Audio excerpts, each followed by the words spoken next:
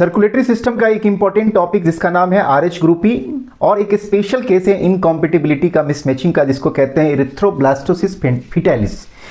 इसमें बहुत ज़्यादा कंफ्यूजन रहता है स्टूडेंट के बीच में। आपको भी अगर कंफ्यूजन है तो बस सिर्फ ये वीडियो देख लो, आपका एक एक कॉन्सेप्ट जो है क्लियर हो जाएगा और इससे रिलेटेड कोई भी क्वेश्चन आपको नहीं छूटेगा। तो चलिए डायरेक्टली बात करते हैं आरएच ग्रुपिंग का। तो आरएच में पहले समझ लो, आरएच स्टैंड फॉर रेसेस। तो आरएच आपसे पूछे क्या है, तो रेसेस एंटीजन के लिए एक एब्रिविएशन यूज किया गया है, तो मैं यहाँ पे लिख देता हूँ रेसेस एंटीजन। अब इसको जो है डिस्कवर किया गया था साइंटिस्ट के द्वारा, उस साइंटिस्ट का नाम है डिस्कवर्ड बाय, अब ये है आपका डिस्कवर्ड बाय। तो डिस्कवर्ड किया गया था दो साइंटिस्ट ने मिलके। जो एबीओ ब्लड ग्रुप वाला कौन सा था, लैंडस्टीनर, तो मैं यहाँ पे लिख देता हूँ लैंडस्टीनर, और प्लस अलेक्जेंडर वीनर। ये दोनों साइंटिस्ट ने मिलके क्या किया था, लैंडस्टीनर के कोलीग थे कौन, वीनर, दोनों ने मिलके क्या किया था, आरएच एंटीजन का खोज किया था। किस में खोज किया था, रेसेस मंकी में, तो यहाँ पे लिख देता हूँ रेसेस मंकी, रेसेस मंकी, इसलिए इसका नाम दे दिया क्या, आरएच एंटीजन। अब सबसे एक नोट करने वाली बात ये थी कि जब इस साइंटिस्ट ने इसको रेसेस मंकी में खोजा इस आरएच एंटीजन को, और फिर से एनालिसिस किया किसका, एबीओ ब्लड ग्रुप सिस्टम को, जो ह्यूमन का है, तो उसमें भी देखा जो आरबीसी है, जो ह्यूमन ब्लड का जो आरबीसी था, तो मैं यहाँ पे लिख देता हूँ आरबीसी का जो सेल मेम्ब्रेन था, उस पे उसने क्या देखा कि एक एंटीजन जो है यहाँ पे भी उपलब्ध है, जिसको उसने कहा क्या, आरएच। और भी एंटीजन थे, ए और बी थे इसमें प्रेजेंट, तो आरएच जो है पाया गया आरबीसी के सेल मेम्ब्रेन पे। एंटीजन आप जानते हो किस चीज़ का बना होता है, प्रोटीन का मेनली बना होता है। और एंटीजन के बारे में एक चीज़ और आप जानते होंगे, तो चाहे ये तीनों में से कोई भी एंटीजन हो, है ना, अगर एंटीजन है और बॉडी के अंदर आ जाता है तो एंटीजन के अगेंस्ट में हमारी बॉडी क्या बनाती है, एंटीबॉडी। एंटीबॉडी भी प्रोटीन का ही बना होता है और वहाँ पे रिएक्शन होता है, एंटीजन एंटीबॉडी रिएक्शन, आप जानते होंगे इम्यून सिस्टम में काफ़ी बार पढ़ा भी होगा। और जो ज़्यादा स्ट्रांग होता है उसको बीट कर देता है। एंटीजन अगर आपका स्ट्रांग होगा तो आपको डिजीज हो जाएगा, एंटीबॉडी स्ट्रांग होगा तो नलीफाई कर देगा एंटीजन के इफेक्ट को और आपको डिजीज नहीं होने देगा। तो चलिए ये हमारा टॉपिक नहीं, हमारा टॉपिक क्या है कि आरएच ग्रुपिंग को समझना।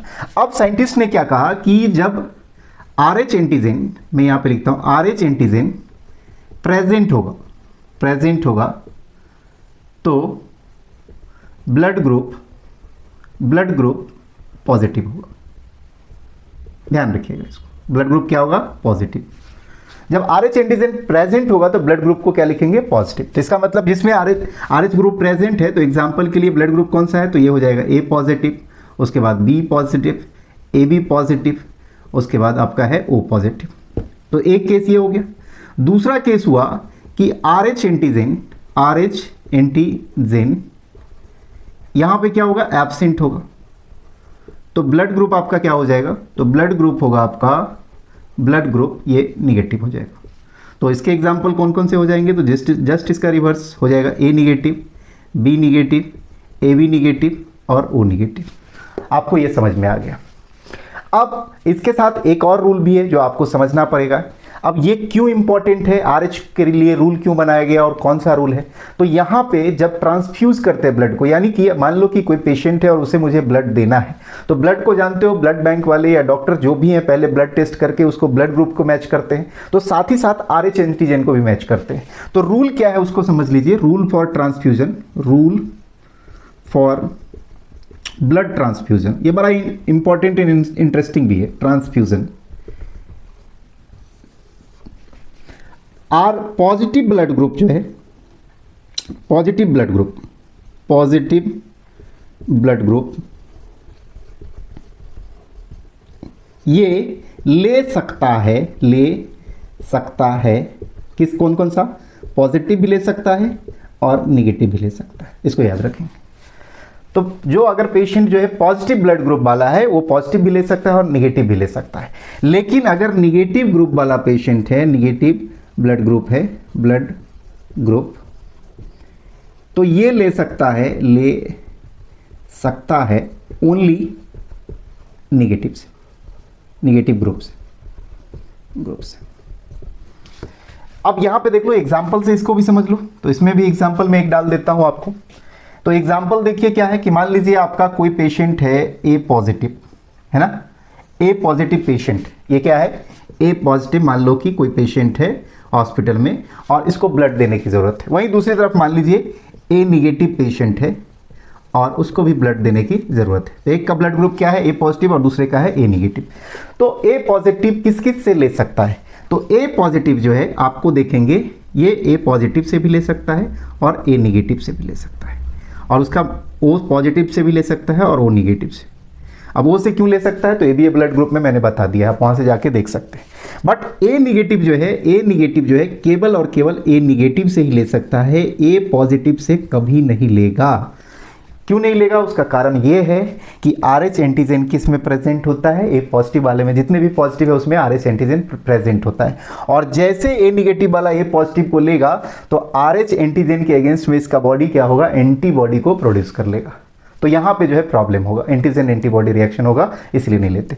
दूसरा कारण ये है कि जो ये RH एंटीजन है, ये RH एंटीजन जो देखा साइंटिस्ट ने, वो देखा कि प्रेजेंट होता है, प्रेजेंट इन 80% ऑफ ह्यूमंस। तो 80% ऑफ ह्यूमंस में क्या हो जाएगा आपका, RH पॉजिटिव। तो इसका मतलब क्या हो गया कि 20% में क्या हो गया, RH निगेटिव। तो ज़्यादातर क्या है, RH पॉजिटिव जो है हमारे देखेंगे ह्यूमन पॉपुलेशन में क्या है, RH पॉजिटिव है, मतलब सबका एंटीजन जो है पॉजिटिव है 80% का, लेकिन 20%, इसलिए निगेटिव वाले को रेयर माना जाता है। खासकर आपने सुन रखा होगा कि AB पॉजिटिव को बोलते हैं यूनिवर्सल एक्सेप्टर, सारा सब ले लेता है, जो भी ब्लड ग्रुप उनको दो ले लेगा, और O निगेटिव क्या होता है, यूनिवर्सल डोनर होता है। तो जितने भी पॉजिटिव ग्रुप वाले हैं उनका मेजोरिटी परसेंटेज है, और जो माइनॉरिटी में कौन आते हैं, बहुत कम में जो आते हैं, रेयर में जो आते हैं वो निगेटिव वाले आते हैं। तो ये पूरा आपका RH ग्रुप का जो है यही सिर्फ कॉन्सेप्ट है। तो आप शादी कर रहे हो तो शादी करने से पहले RH का मैचिंग जरूरी हो जाता है। सिर्फ आपको कुंडली मैच नहीं करना है, सिर्फ आपको ब्यूटीफुल आपको दुल्हन नहीं देखना है, आपका जो है स्मार्ट जो है दूल्हा नहीं देखना है, हस्बैंड नहीं देखना है, आपको ये भी देखना है कि उसका RH मैच कर रहा है कि नहीं कर रहा है। तो RH का कॉन्सेप्ट तो आपको मैंने बता दिया। अब एक स्पेशल केस डिस्कस करते हैं, जो NCERT में लाइन लिखा हुआ है, आप उसको अंडरलाइन कर लो कि किसका, RH एंटीजन का जो है आपको देखोगे इनकॉम्पेटिबिलिटी का स्पेशल केस है, जिसका नाम है क्या, इरिथ्रोब्लास्टोसिस फिटेलिस। तो कहोगे इरिथ्रोब्लास्टोसिस फिटेलिस क्या, एक कंडीशन है, एक डिजीज है। तो देखिए इसमें कैसा होता है, इसका स्क्रीनशॉट लेना है, ले लीजिए, मैं मिटा देता हूँ और आपको आगे समझ में आ जाएगा। अब आपको जो है थोड़ा टाइम लगेगा, लेकिन आपको दोबारा कुछ नहीं देखना पड़ेगा। ये तो एक चीज़ समझ में नहीं आता है स्टूडेंट को, थोड़ा सा लेट आता है क्योंकि मामला थोड़ा सा कॉम्प्लिकेटेड है, इसलिए अब मैं समझा दूंगा आपको इरिथ्रोब्लास्टोसिस फिटालिस। और ये समझिएगा बड़े अच्छे से, क्योंकि सब जगह आपको कंटेंट ढंग से नहीं मिलेगा, कुछ ही जगह पे आपको ढंग से मिल जाएगा, तो आप समझोगे, इसको समझ जाओगे। तो देखिए ये स्पेशल केस है, और special case of RH incompatibility मतलब होता है मिसमैचिंग। लिखना है तो लिख लेंगे ब्रैकेट में, NCERT में भी लिखा हुआ है मिसमैचिंग, ठीक है। स्पेशल RH इनकॉम्पेटिबिलिटी मतलब इनके एंटीजेंस जो है नहीं मैच करते। तो देखिए कैसा कंडीशन है, तो ये जो कंडीशन है इसमें क्या रहती है, एक प्रेग्नेंट मदर रहती है, या प्रेग्नेंट मदर, इसका जो RH है ये RH निगेटिव है, ये क्या है, RH निगेटिव है। और जो ग्रोइंग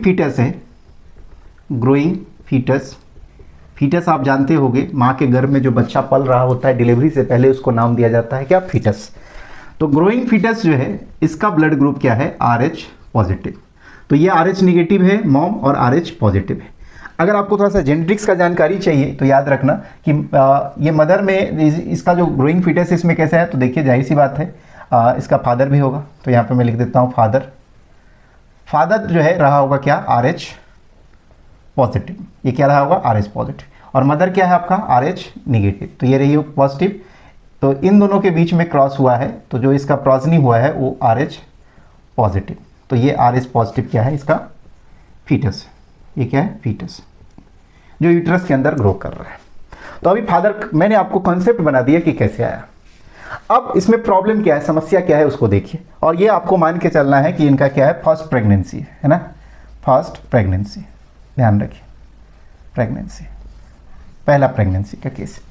तो पहले प्रेगनेंसी में मान लो कि यहाँ पे मैं बना देता हूँ क्या, ये माँ का यूट्रस बना देता हूँ और मैं बना देता हूँ आपको यहाँ पे मान लो इस तरह का क्या है फीटस, ये क्या है ग्रोइंग फीटस। तो ये है आपका फीटस, मान लो फीटस, और इसको मान लो कि यूट्रस है, ये यूट्रस ग्रोइंग फीटस है, और जाहिर सी बात है ये जो सटा रहेगा किससे, प्लासेंटा से। तो ये मान लो प्लासेंटा है, प्लासेंटा है, और अम्बिलिकल कॉर्ड जो है इसी प्लासेंटा से जुड़ा रहता है, इसी प्लासेंटा से अम्बिलिकल कॉर्ड क्या रहता है, जुड़ा रहता है। तो इसको मैं लिख देता हूँ अम्बिलिकल कॉर्ड, अम्बिलिकल कॉर्ड।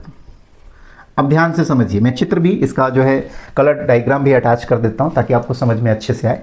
तो ये यूट्रस के अंदर जो बच्चा पल रहा है, तो यही जो देखोगे ये प्लासेंटा जो है, ये प्लासेंटा ही क्या करता है, प्लासेंटा में से ही इसको जो है सब कुछ जाता है, इसको ऑक्सीजन मिलता है, इसको न्यूट्रिएंट्स मिलता है ग्रोइंग बेबी को, इसका वेस्ट कचरा जो है माँ के पास आ जाता है और बेबी ग्रो करती है। यानी कि जितना भी सपोर्ट चाहिए, एंटीबॉडी चाहिए तो एंटीबॉडी। लेकिन एक चीज़ आपको याद रखना है कि प्लासेंटा में फीटस का जो ब्लड होगा और जो मदर का ब्लड होगा वो मैच नहीं करेगा, मतलब एक में घुलेगा मिलेगा नहीं, दोनों सेपरेट रहेगा किससे, प्लासेंटा से। तो इसका मतलब ये यूट्रस का वॉल हो गया, ये यूट्रस का क्या हुआ, वॉल। तो यूट्रस, तो यूटेराइन वॉल, और यूटेराइन वॉल के नीचे क्या हो गया, प्लासेंटा, और उसके बाद कवर, मतलब प्लासेंटा जो घेरे हुआ है किसको, फीटस को जो ग्रो कर रही है उसको कवर किए हुआ है। और ये जो अम्बिलिकल कॉर्ड है इससे अटैच रहता है किससे, प्लासेंटा से। तो आखिर ये प्लासेंटा है क्या, तो याद रखेंगे प्लासेंटा एक वाइटल ऑर्गन है, वाइटल ऑर्गन है। क्या ये शुरू से प्रेजेंट होता है फीमेल में, नहीं, आंसर होगा नहीं, क्योंकि जब प्रेग्नेंट होती है उसी समय से वो धीरे धीरे ग्रो करता है, जैसे जैसे फीटस ग्रो करता है वैसे वैसे जो है प्लासेंटा भी ग्रो करता है, और उसके बाद जो है ये देखोगे हट भी जाता है।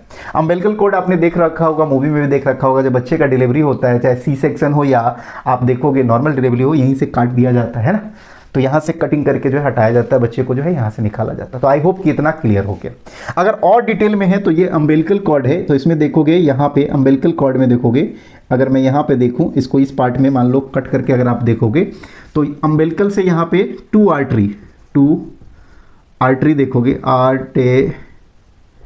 टू आर्टरीज जो है, टू आर्टरीज जो प्लासेंटा में अटैच रहता है वो कैरी करता है डीऑक्सीजनेटेड ब्लड। आर्टरी है फिर भी याद रखिएगा कौन सा, डीऑक्सीजनेटेड ब्लड। तो यह ध्यान रखना है कौन सा ब्लड, डीऑक्सीजनेटेड ब्लड। कौन कैरी करेगा, आर्टरी। कितना आर्टरी होता है, 2 आर्टरी। कई बार कंपटीशन में पूछा गया है, याद रखेंगे इस क्वेश्चन को पूछा जा सकता है कि अम्बिलिकल कॉर्ड में कितना आर्टरी जो होता है अटैच रहता है प्लासेंटा से, तो याद रखना है 2 आर्टरी। और वेन जो रहता है वो एक वेन रहता है जो क्या करता है, कैरी ऑक्सीजनेटेड ब्लड। कौन सा, ऑक्सीजनेटेड ब्लड। और ये किसकी तरफ अटैच रहता है, टुवर्ड्स फीटस। तो ये किसकी तरफ रहेगा, फीटस की तरफ। आई होप कितना क्लियर हो गया। इतना जानना भी नहीं है लेकिन मैंने आपको बता दिया, किसी भी तरह का क्वेश्चन आएगा एकदम से टिक कर देना, कोई टेंशन लेने की बात नहीं। अब हम लोग समझते हैं कि इस इनकॉम्पेटिबिलिटी का आखिर क्या हो रहा है। तो देखो यहाँ पे, तो RH क्या है, निगेटिव है मॉम, और RH क्या है, पॉजिटिव है। कौन, फीटस। फीटस जो है बड़े आराम से ग्रो कर रहा है, उसको सपोर्ट मिल रहा है मदर से, जो न्यूट्रिएंट्स चाहिए न्यूट्रिएंट मिल रहा है, जो ऑक्सीजन चाहिए ऑक्सीजन मिल रहा है, जो एंटीबॉडी चाहिए एंटीबॉडी, सब कुछ मिल रहा है। At the time of delivery, अब देखिए इसमें क्या होगा, at the time of delivery,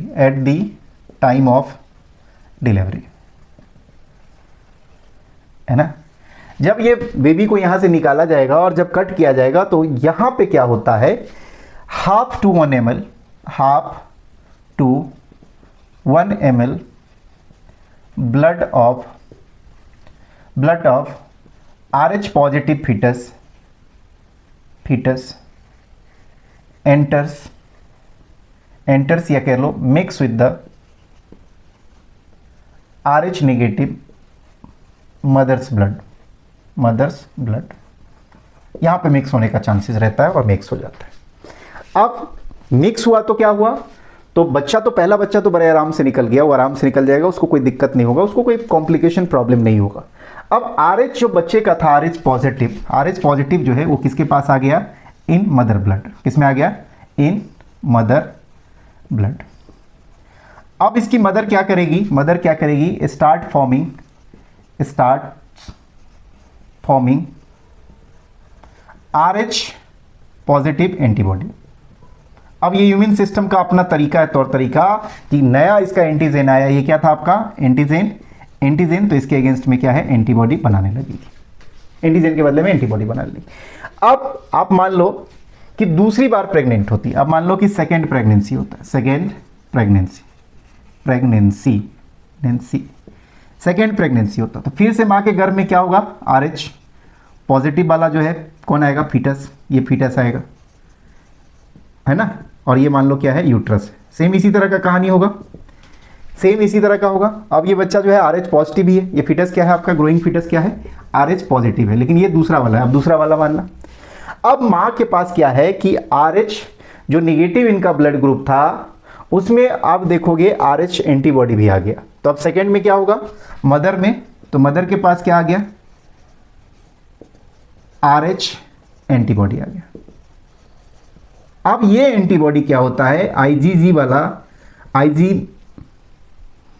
IgG वाला जो है इम्यूनोग्लोबिन G वाला एंटीबॉडी होता है, और ये एंटीबॉडी आप जानते हो कि बड़े आसानी से क्या हो सकता है, अम्बिलिकल कॉर्ड के थ्रू प्लासेंटा में चला जाएगा, और प्लासेंटा से ट्रांसफ्यूज होके मदर के साइड से प्लासेंटा में, और प्लासेंटा से ट्रांसफ्यूज होकर अम्बिलिकल कॉर्ड से किसको, फीटस को चला जाएगा, फीटस के पास जो है एंटीबॉडी जो है चला जाएगा। अब उसके ब्लड में ये एंटीबॉडी आ गया, और इसके पास देखो फीटस के पास RH पॉजिटिव है, और इसके पास भी RH पॉजिटिव वाला क्या है, एंटीबॉडी है, RH पॉजिटिव वाला क्या है, एंटीबॉडी है। अब यहाँ पे एंटीजन एंटीबॉडी रिएक्शन होगा, और यहाँ पे डिस्ट्रॉय करने लगेगा RBC को, किसके RBC को, फीटस के RBC को, जिसके कारण क्या होगा, जिसके कारण जो सेकेंड फीटस है, सेकेंड फीटस में यहाँ पे क्या होगा, RH पॉजिटिव एंटीबॉडी लिख देता हूँ, और दूसरा क्या था, RH पॉजिटिव एंटीजन, इस दोनों के बीच में क्या होगा, रिएक्शन होगा, एंटीजन एंटीबॉडी वाला रिएक्शन होगा, और यहाँ पे क्या होगा, डिस्ट्रक्शन ऑफ फीटल RBCs। इसके कारण क्या होगा, सीवियर अनीमिया होगा, सीवियर अनीमिया और प्लस जॉन्डिस हो जाएगा। यही आपको NCERT बताया है, यही है आपका क्या, special case of RH incompatibility. अब इसको अवॉइड करना है, अगर इसको रोकना है तो डॉक्टर क्या करता है, एक इंजेक्शन देता है, किसका, तो यहाँ पे डॉक्टर क्या देता है, एक इंजेक्शन दे देगा, किसका, RH पॉजिटिव एंटीबॉडी का इंजेक्शन जो है मदर को दे देगा, तो फर्स्ट चाइल्ड हो गया, और उसके बाद इंजेक्शन दे देगा, तो क्या होगा, ये जो है नलीफाई हो जाएगा इफेक्ट, और सेकेंड चाइल्ड जो है बड़े आराम से फिर से माँ के यूट्रस में ग्रो कर सकता है। तो ये पूरा का पूरा कॉन्सेप्ट रहा आपका किसका, RH इनकॉम्पेटिबिलिटी का और RH ग्रुपिंग का। कैसा लगा वीडियो, कमेंट करके ज़रूर बताइएगा। अगर चैनल पे नए हैं तो चैनल को लाइक करें, सब्सक्राइब करें। Thank you so much for joining, thank you.